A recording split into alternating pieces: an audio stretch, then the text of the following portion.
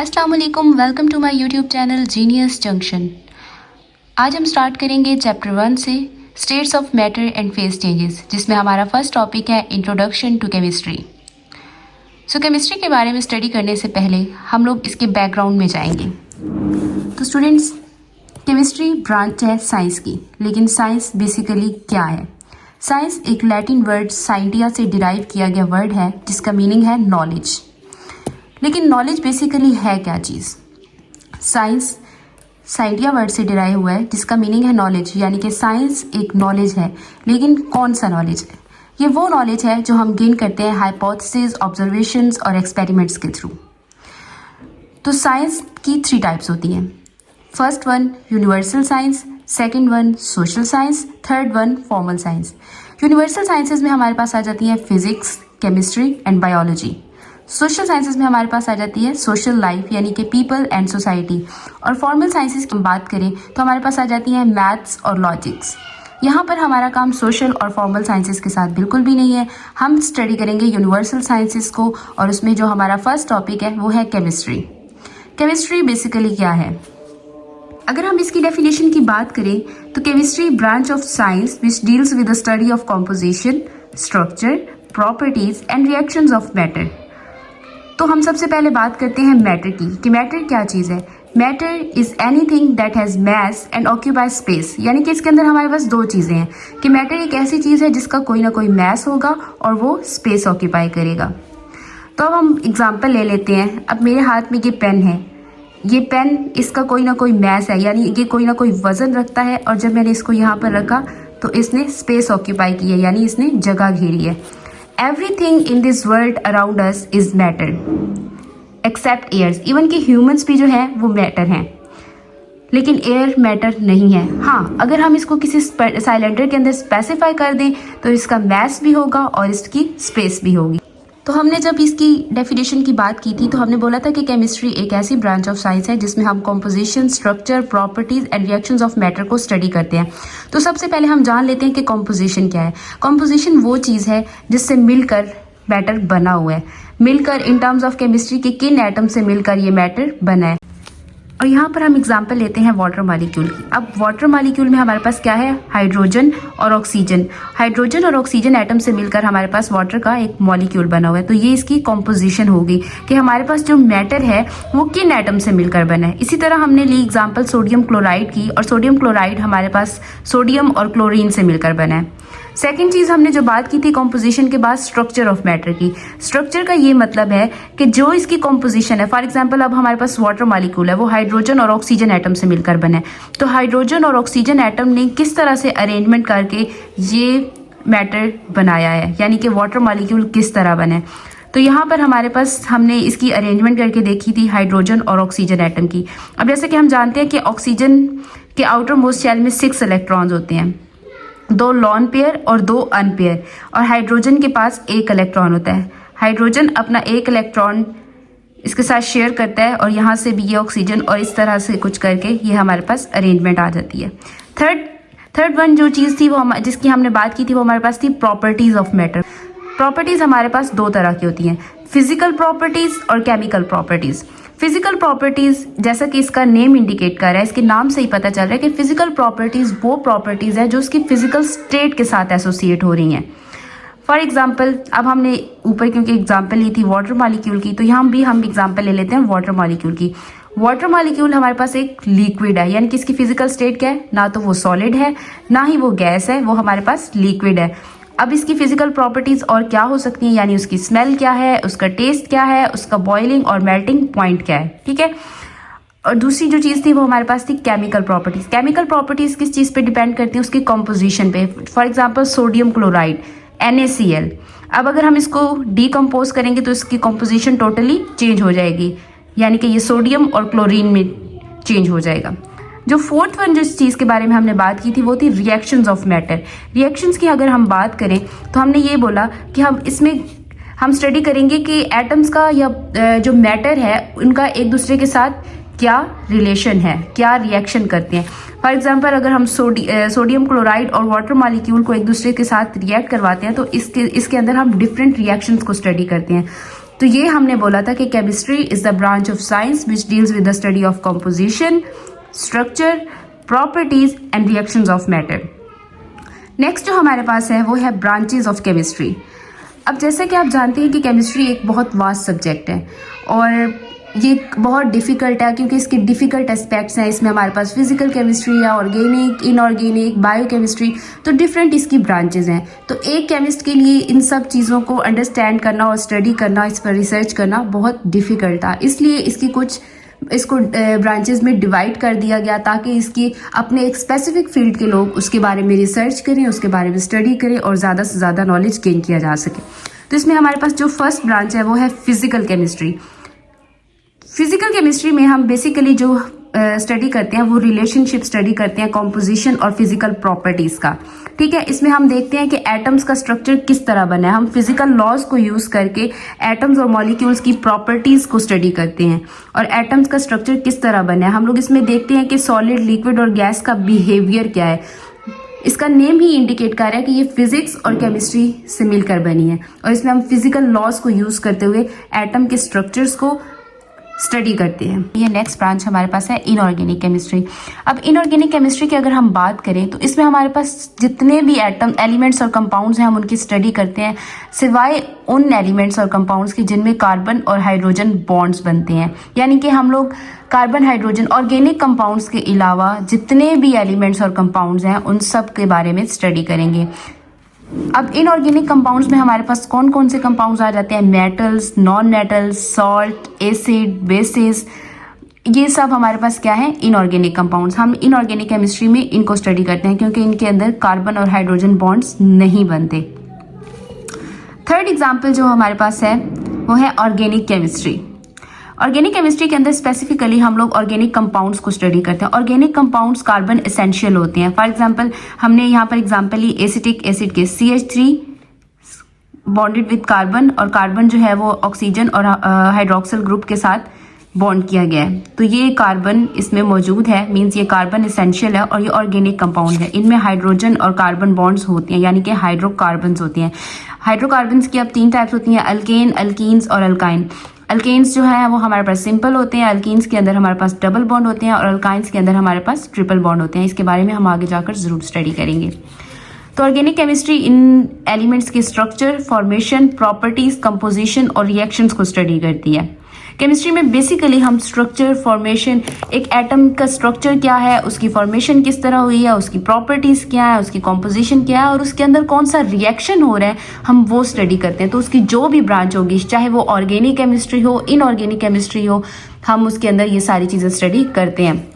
अब अगर हम एग्जांपल यहाँ पर ले लें कि हम क्या कह रहे हैं कि स्ट्रक्चर हम स्टडी करते हैं। स्ट्रक्चर क्या, जिस तरह हमारे पास ये मीथेन है तो एक कार्बन एटम यहाँ पर 4 बॉन्ड बना रहा है हाइड्रोजन के साथ, हाइड्रोजन और कार्बन के बॉन्ड, ये इसके स्ट्रक्चर को हमने स्टडी किया।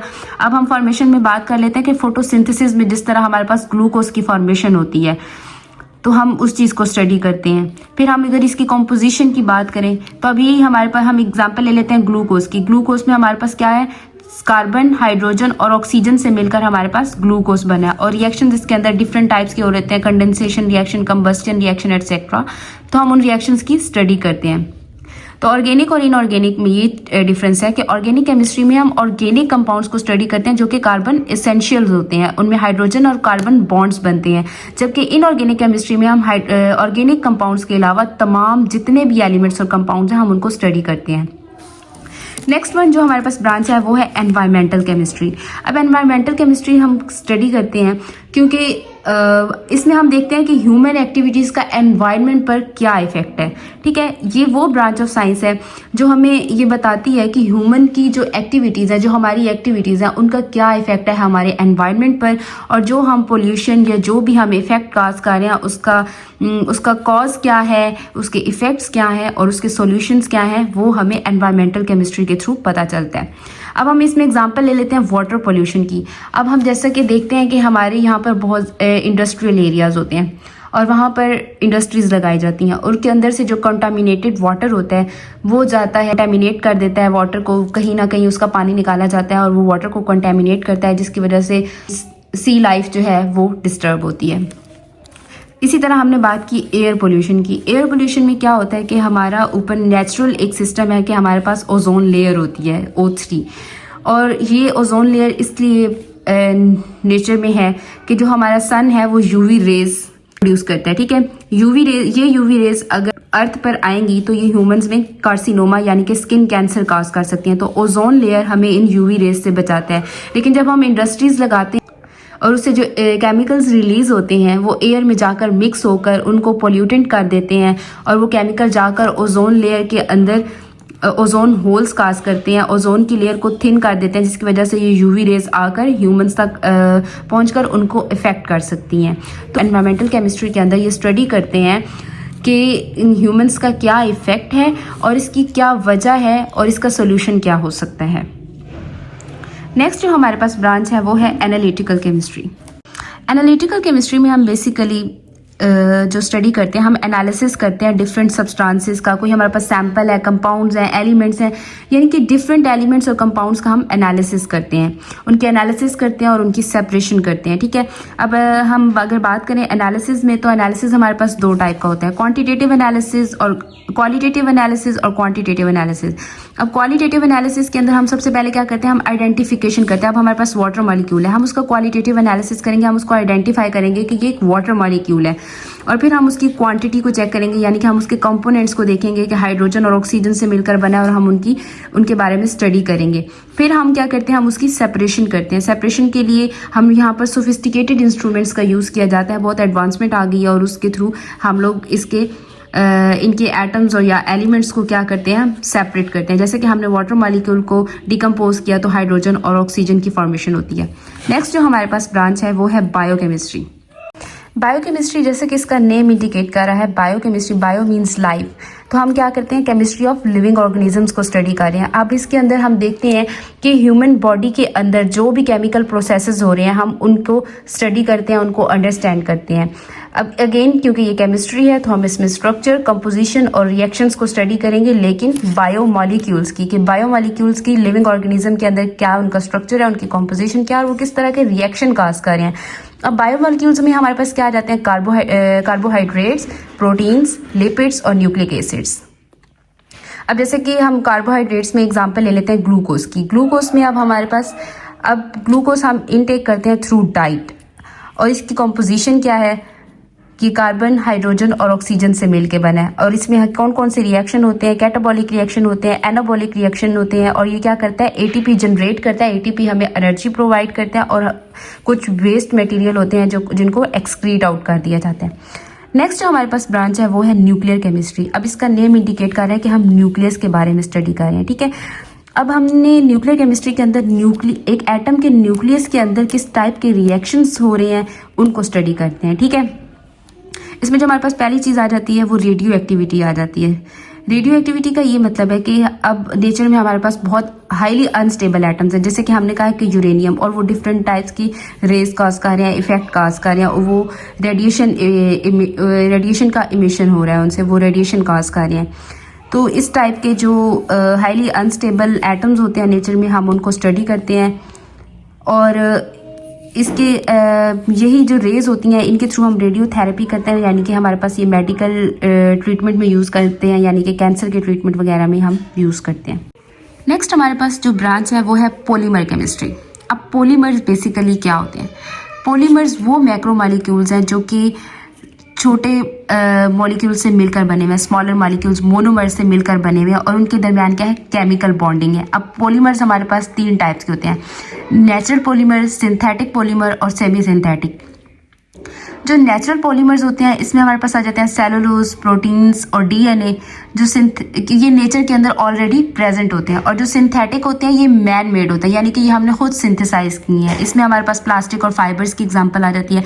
सेमी सिंथेटिक वो होते हैं जो नेचुरल पॉलीमर से डिराइव किए जाते हैं, लेकिन हम इनको मॉडिफाई करते हैं, इनके ऊपर कुछ केमिकल रिएक्शन कॉज करवा कर। अब पॉलीमर केमिस्ट्री में हम देखते हैं कि इनकी प्रॉपर्टीज़ क्या है, स्ट्रक्चर क्या है और उनका सिंथेसिस किस तरह हुआ है। नेक्स्ट जो हमारे पास एग्जांपल है वो है जियो केमिस्ट्री।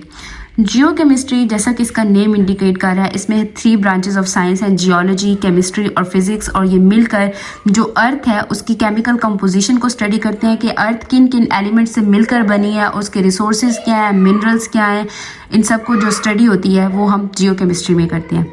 मिनरल एक्सप्लोरेशन के अलावा इसकी एप्लीकेशन किस में, एनवायरमेंटल मॉनिटरिंग में, फॉरेस्ट्री में और मेडिकल रिसर्च में भी इसको यूज़ किया जाता है। नेक्स्ट जो हमारे पास ब्रांच है वो है मेडिसिनल केमिस्ट्री। मेडिसिनल केमिस्ट्री के अंदर हम मेडिसिन और ड्रग की डिज़ाइनिंग करते हैं और उनको सिंथेसाइज करते हैं, और फिर हम इस चीज़ को इंश्योर करते हैं कि उनकी प्रॉपर डिस्कवरी हो, ड्रग को डिस्कवर किया जाए, उनको डिलीवर करवाया जाए, यानी कि वो ह्यूमन इनटेक करें और उनकी बॉडी में उनका पहले एब्जॉर्प्शन हो और फिर उनका मेटाबॉलिज्म हो और ब्रेक डाउन हो और उसका इफेक्ट हो। ठीक है, नेक्स्ट जो हमारे पास है वो है एस्ट्रोकेमिस्ट्री। जैसे कि इसका नेम इंडिकेट कर रहा है कि एस्ट्रोकेमिस्ट्री, एस्ट्रोकेमिस्ट्री में हम क्या करते हैं, मॉलिक्यूल्स और आइंस को हम की केमिस्ट्री को हम स्टडी करते हैं। फॉर एग्जांपल जो मॉलिक्यूल्स और आइंस हमारे पास होते हैं स्पेस के अंदर, यानी कि Galaxy, stars etcetera, astronomical object की स्टडी करते हैं।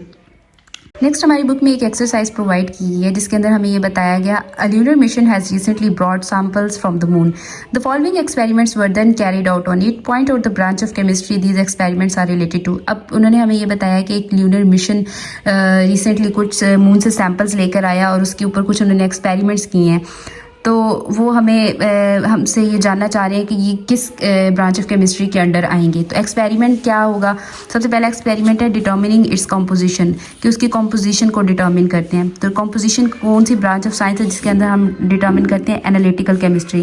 किस तरह, क्योंकि इसके अंदर हम केमिकल सब्सटेंसेस का एनालिसिस करते हैं, उनकी कंपोजिशन, स्ट्रक्चर और प्रॉपर्टीज़ को स्टडी करने के लिए। इसमें हो सकता है स्पेक्ट्रोस्कोपी, क्रोमेटोग्राफी, मैस स्पेक्ट्रोमीट्री के मेथड्स को यूज़ करके इसकी इन केमिकल सब्सटेंसेस की कंपोजिशन, स्ट्रक्चर या प्रॉपर्टीज़ को स्टडी किया गया हो। सेकेंड जो एक्सपेरिमेंट है वो studying the physical properties of materials it contains, कि वो जो मटेरियल वहाँ से लाया गया उसकी फिजिकल प्रॉपर्टीज़ हम किस ब्रांच ऑफ साइंस में स्टडी करेंगे। ऑब्वियसली फिजिकल प्रॉपर्टीज़ को हमने स्टडी करना है तो हम वो किस चीज़ में स्टडी करेंगे, फिजिकल केमिस्ट्री के अंदर। थर्ड एक्सपेरिमेंट हमारे पास है carrying out the chemical reaction with usual inorganic reagents. हमने केमिकल रिएक्शंस को स्टडी करना है और वो किसके साथ, इनऑर्गेनिक रिएजेंट्स के साथ। इनऑर्गेनिक रिएजेंट्स के साथ करना है तो डेफिनेटली हम इनऑर्गेनिक केमिस्ट्री में स्टडी करेंगे, क्योंकि जो इनऑर्गेनिक कंपाउंड्स होते हैं वो मिनरल सोर्सेज से हम डिराइव करते हैं। इसमें हम केमिकल रिएक्शंस किए जाएंगे ल्यूनर सैंपल्स के इनऑर्गेनिक रिएजेंट्स के साथ, ताकि उसकी केमिकल प्रॉपर्टीज़ और बिहेवियर को स्टडी किया जा सके।